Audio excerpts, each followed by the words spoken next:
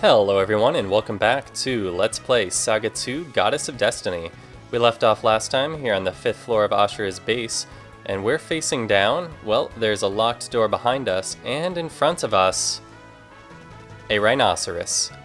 Hello there, Mr. Rhinoceros. It is his lucky day. This is a talking Rhinoceros, who is excited apparently to kill Kai and get rid of us pesky brats. Interesting that we appear to have a reputation which precedes us. In any case, talking Rhinoceros here, our next boss encounter. If I remember correctly from the first game though, this one's not terribly challenging, and in fact they're Rhinoceri later in the game just as a regular enemy. But for now, this may pose a challenge to us, so we're gonna take it seriously, even though it's pretty hard to take a talking Rhinoceros seriously. In any case, let's have Elodie use fire, and we'll have Zenith use his most powerful punch, the one currently at 53. We'll have Natsmer try out her new Derringer, since we decided last time that that was more powerful than her rapier. Though it may be less accurate, I'm not sure. There was no transparent display telling us that. Looking pretty smooth with that pistol in her hand. Alright, well, point it at the Rhinoceros. And we'll have Virtue use his new Battle Axe, which is a lot less ornate looking than that Battle Hammer. I like the look of that Battle Hammer a ton, but unfortunately the Battle Axe is simply more powerful, so we'll be using that. And Kai here we'll just play it ultra safe and use the Cure Tome on Elodie, since we definitely don't want her getting injured in this fight. And Kai is fastest, so we start out by taking Elodie up to full. And of course we missed with the Derringer. That's pretty much what we came to expect using it with Virtue. Holy shit! Okay, Zenith's down. That's really too bad, because, wow, I don't remember this fight being challenging. Okay, Zenith's down, and in this game, there's no revival item. There's no Phoenix down, there's no revival bead. Once you're down, you're just out for the fight, unless you have the raise spell. I forget what it's called. I think there's a spell for it. Is there a spell for it? Are you just down? I don't know. I remember a lot in this game that once you're KO'd, you're just out for the rest of the fight, so you have to try as hard as you can to keep your other characters in the fight to avoid losing. And unfortunately, Zenith won't be seeing any stat increases out of this battle. But that's alright. He was doing alright on stats to begin with, so yeah. Everyone else will just have to carry on. Fire from Elodie. I'm going to have Natsmer use the Rapier rather than the Derringer just because it's more reliable. Battle Axe from Virtue, and Kai's going to try to pick up Zenith's slack here and use her own Battle Hammer on the Rhinoceros. Oh, it's so sad seeing Zenith lying face down in the ground like that while everyone else is still fighting on. We'll do our best for you, pal. For our childhood friend. Actually, no longer our childhood friend, our, whatever it was replaced with, our inspirited ally or whatever. Holy dang. Alright, well, before the fight was done, Zenith and Natsmer both went down, leaving Elodie, Virtue, and Kai around to pick up the spoils. Only a mere 99 Kiro, like the previous boss fight, pretty underwhelming in terms of the money we received. Oh man, and no ability for Elodie either, that's just unfortunate. You're more likely to learn a good ability from fighting a boss than from fighting a normal enemy, because the abilities that Espers learn are, well, they're completely random, but they're random within a certain range, which is based on the level of your opponent, and bosses' levels are higher than the levels of the enemies that surround them. So we could have potentially learned a spell there that we would otherwise not have access to until much later in the game. If we were really worried about it, we could reset and try again. And I believe if we had a monster in the party, we might be doing that anyway, because I think bosses can also drop meat that you wouldn't be able to get until later in the game, so you'd be able to get like a much later monster. But anyway, we gotta carry on here. We're too late according to the Rhino. Most of the relics have already been sent to Lord Ashura, but he seems to suggest that there are still... Did he just explode? That Rhino explode. That was an exploding Rhinoceros, but in any case, he seemed to imply that there might still be relics here. I'm hoping that's the case. I'd like to get some relics. Some sort of self-destruct mechanism. So the base is going to be gone once we're done, so we've got to hurry up, pick up whatever we can, and then make off with it, rather. Wow. Can we return from whence we came? No, we can't. Alright. So I wonder if we had missed the agility source, if we would just never have gotten that. I guess it's not the sort of item that you're punished too much for missing permanently, because you can make up for it by just, you know, fighting some extra battles. Alright, so we've got some chests. Kindred Spirits, that's what I was trying to think of. I was like, Inspirited Allies? Or something like that, but yeah, Kindred Spirits is our current title. We got the Relic Giant's Pickaxe. Okay, map ability Excavate acquired. I wonder if that's similar to Demolish, but for like digging in the ground. I'm gonna go ahead and check that out. Map abilities Excavate allows you to dig up chests at treasure points. So much fascinating stuff going on in this game. Treasure points. I'm sure that's something that we'll see on the map at some point later, maybe. Alright, so what's in these other chests? Crystals, maybe? Yeah, I called it. Defense Crystal. And Flame Crystal. Okay. Okay. So, I'm going to go ahead and, Natsmer's the one who previously did not receive a crystal, so I'm going to go ahead and give her the Defense Crystal. But while we're here, what does the Flame Crystal do? A magical crimson crystal that has the power to create a barrier of flame. Okay. I don't know exactly what that would do, what the effects of that would be, and I'm not sure if I actually like it better than any of the other crystals we've got. So I'm going to go ahead and just chill with what we got. Magic Crystal, Speed Crystal, Defense Crystal, Power Crystal. Leave the Flame Crystal on the side until such time that we decide it's better than our existing crystals, but I like the straight up stat increases for the time being. They're going to really help us out. See Ashura's base exploding behind us, and that's going to open up a path to an entirely new area. We heard someone way back in...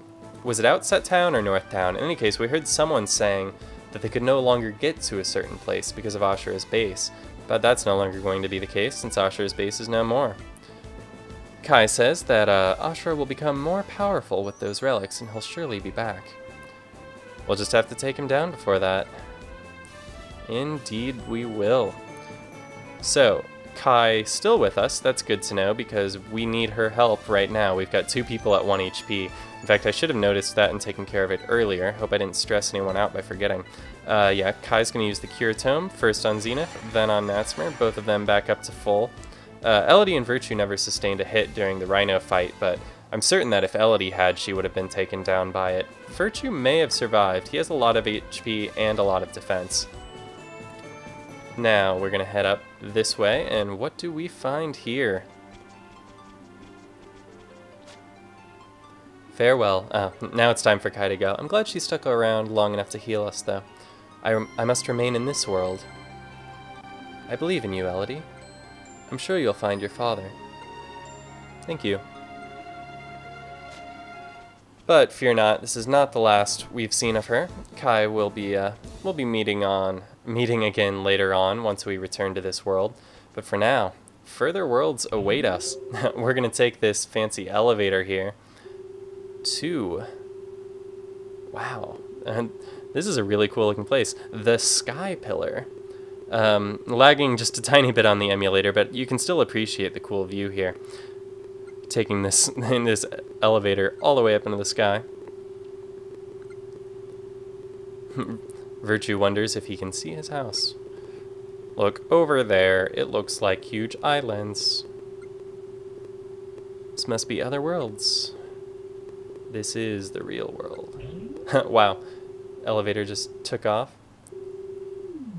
And we're now in the Sky Pillar. Celestial World Passage, it says. Okay. Interesting. This looks a lot different than I imagined it. Is that where we just came from? Okay. This is interesting because it appears that this is being treated as like a world map type area. That's really interesting because you can see where we just came from is like a building on the map. In the original, you couldn't distinguish very well in some cases between what was like a map area and what was like a dungeon area. Some of the tiles were kind of vague in that respect, and they actually played around with that at one point. I'll describe that a little bit later when we get to that part in the game. I'll just say this now, there are some very, very exciting places coming up later in this game that we're going to be visiting. this game does not get boring. Like, alright, well, how do I put this? There are locations in this game that are not what you would expect from a game like this. I'll just say that. Okay, so we're going to talk to this guy here. We've seen him before, and this is the guy who takes us to the Garden of the Muses. You can't always reach the Castle of Fate, but I can send you since it's so close. Actually, I did not want to visit the Goddesses of Fate. I don't think I have a reason to do that. Well, I guess I might as well. We'll go check out the Castle of Fate, visit the goddesses there, see if the two that were resting earlier have awoken. I would really like to go to the Gardens of the Muses, though, because we've rescued a new muse since the last time we were there, and Polinia, and I'd like to speak to her, see what she does, because we had the option of like giving a present to Calliope, but I still don't know what was up with that, and I wonder if it's the same with Polinia. Looks like Lachesis here is still the only goddess who we can address. If you're MP, are you not thinking about changing your fate? Okay, so how much MP do we have? We have 1,023 MP, and these are all still at level 1. I wonder what it takes to gain access to the level 2 versions, which I presume exist. For the time being, I'm just going to buy an extra friend level 1. Let's buy a couple extra friend level 1s. I'm only interested in... I think we should all just stay friends for now, but I don't want to venture off into those other relationships for the time being. But we might as well stock up on threads. Since I've already committed to using them, I might as well have access to them whenever I need them. And we have to talk to this guy to go back. Yes, go back to the previous world. Oh, thanks for taking us here, little dude. I kind of wish you had taken me to the Garden of the Muses, but whatevs. Still very helpful, and now I've lost my sense of direction. Okay, that's where I came from, which means that... Oh, is he gone? Is that little angel guy gone? Okay, let's head into here and take this elevator. Sure, why not? I'm guessing that there's only one place that we can go from the Celestial World for now. Like I said earlier, there's a concept in this game similar to the star doors in Mario 64 that required you to have a certain number of stars to access a new area. In this case, you need a certain number of relics. And this, I do remember, is the second world in the original game as well, so I know we're in the right place. This one, a desert-themed world. And so we have a new town here, and we might as well start checking this one out. Might not be able to do it all in this video, but no harm in beginning. We seem to have an item shop here, run by, it appears, a Skellington. What have you got, Mr. Skellington? Okay, combined armor and item shop. Once again, we've seen these before. How many potions do we have? I don't know.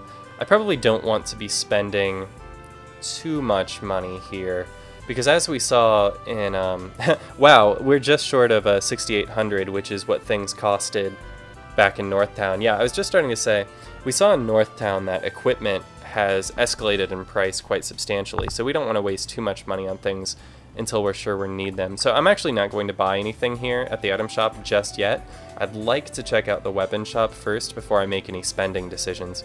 And actually, let's go over here to the inn. I presume this is the inn, yeah. And let's go ahead and rest right now. Actually, since everyone's at full, it should cost us 0 Kiro to rest. But yeah, 0 Kiro. But we'll go ahead and get that out of the way first anyway. That'll restore all of our abilities. And let's look around, see what else is in here. That's either the pawnbroker or the warehouse guy, I forget which. I think the warehouse guy. We don't need his services at the moment, so I'll just disregard him. Nice little cactus there. A lot of nice touches. I'm happy to see that this village looks so much different than the previous locations. All of the villages so far, well, I guess Northtown wasn't terribly memorable, nor was Hometown, but I thought Outset Town was really well designed, and I like the look of this desert town a lot too. Oh, hello. What would you like to know? So do we have any new topics here at the teacher? Yeah, buried treasure. I'd like to hear about that, since that's something we just gained access to. When looking for treasure, you can use Excavate.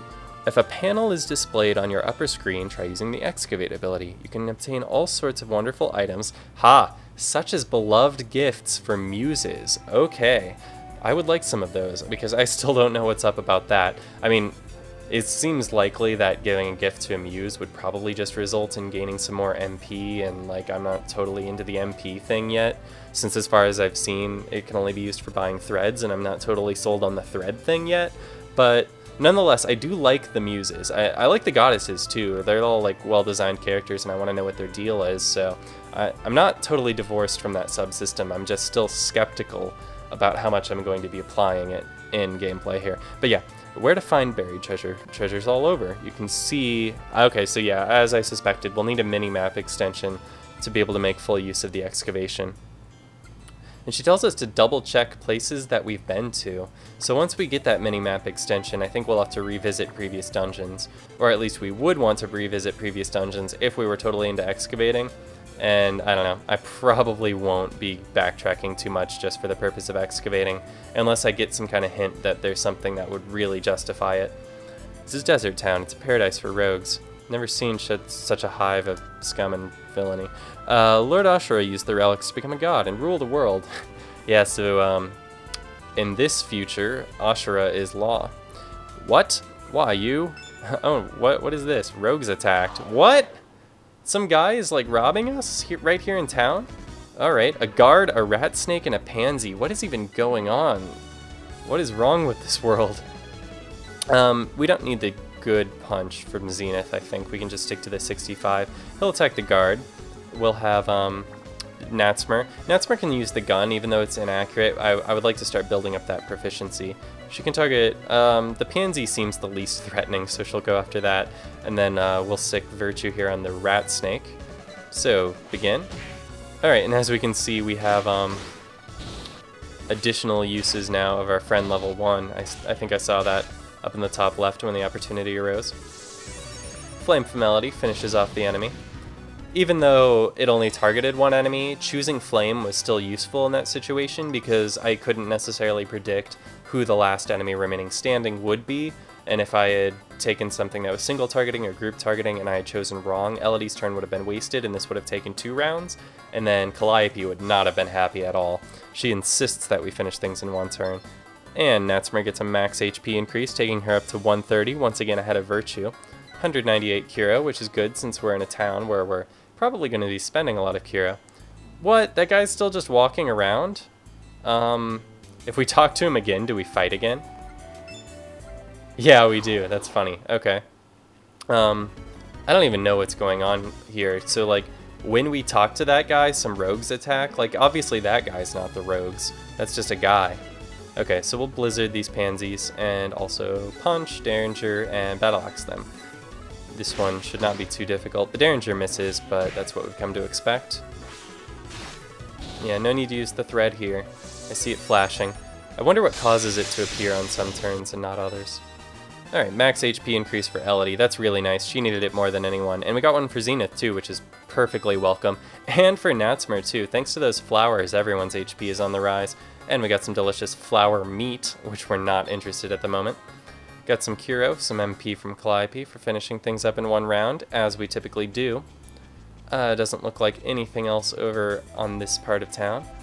Head over here, and we see the weapon shop. Let's talk to this person. Lord Ashura. Yeah, we already talked to this one. Yeah, Ashura is the ruler of this world, which kind of indicates what goes wrong when relics fall into the wrong hands. Lord Ashura's tower has a big sandstorm around it at all times. That's going to make it difficult to access. Exclamation mark in town. You don't normally see that.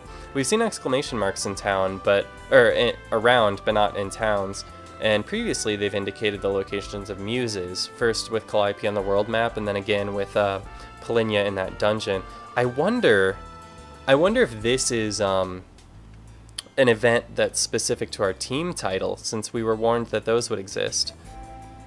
Let's see. I've never seen such a beautiful mecha as this human model. Too bad, it seems she was attacked by desert thieves and discarded here. Okay, no. Not what I suspected, not specific to our team title, though I am looking forward to maybe encountering some of those scenes accidentally, even if I'm not seeking them out later. It looks like this might be one of the muses, judging by her design, but apparently she's a robot? If only her train of thought could be found, she might still work. Huh. Okay, so if we find a train of thought nearby... Wait, did she say buried nearby? Oh no, it's an excavation side quest. Alright. Well, that's something we'll have to keep in mind later if we ever find a train of thought while out digging. Oh, here's this guy. He can probably take us to the Garden of the Muses. but I don't think we're going to be doing that right now. In fact, I think we're done for the day. So, thanks a lot for watching, and I hope to see you again next time.